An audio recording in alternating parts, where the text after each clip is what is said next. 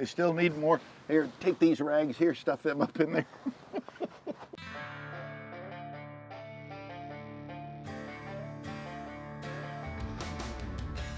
Hi, my name's Marion. I'm a farmer from Western Illinois. And today it's a little damp. We had a little rain overnight, but get a little chance to kind of check out the combine.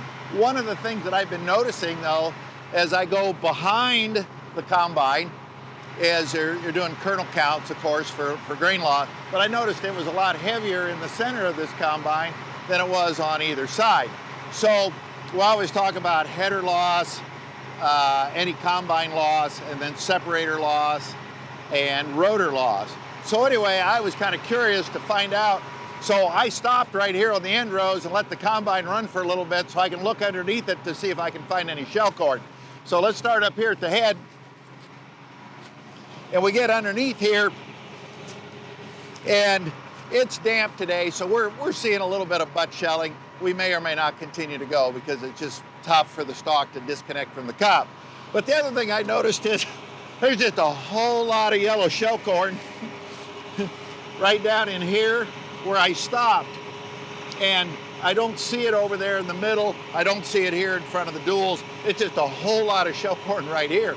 So I'm kind of looking around, but I really don't see any holes up in here, and everything looks fine.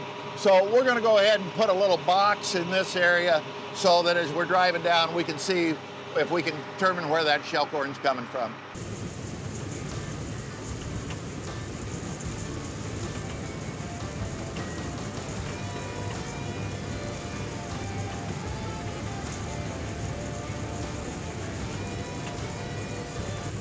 Hey, so we found that we had a leak on the combine. We now know where it's at. And so I've been harvesting and running combines for a little over 50 years, and I've accumulated a combine repair kit so that if you find leaks of shell corn, that you've got parts and items that you can use to stop the leak. So I've got it in my bag here, so I want to show you what I brought along.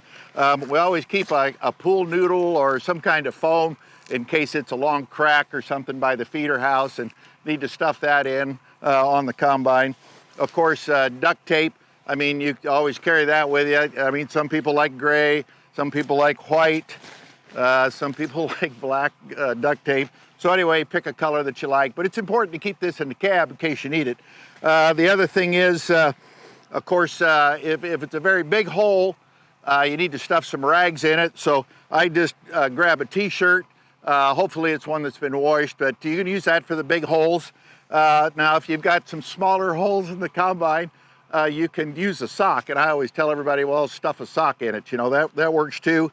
And this is a pair that didn't match anyway, so I really don't care about them.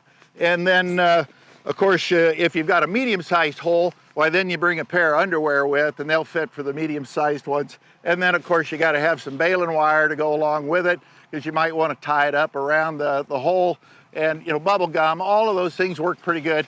But if all else fails and you just can't get it to stop leaking, we always have plan B, and this is plan B. So all right, we're going to fix this leak. So we're going to see if we can fix this hole. Let's start with the big t-shirt first here and see if that kind of filled it. You need a little more filler in there. Here, have a pair of underwear. That still didn't do it.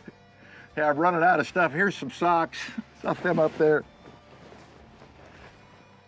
They still need more. Here, take these rags here, stuff them up in there.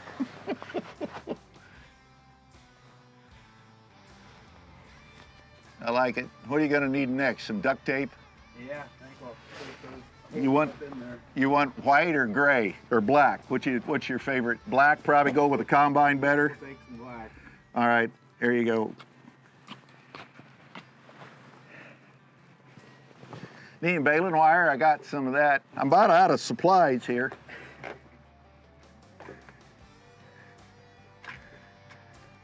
Something tells me this will get us through the day, but we're gonna need something a little better than this.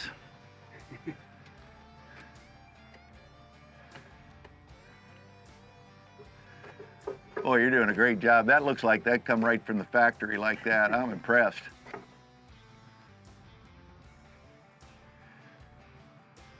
How about that? All right. We'll see how long that lasts.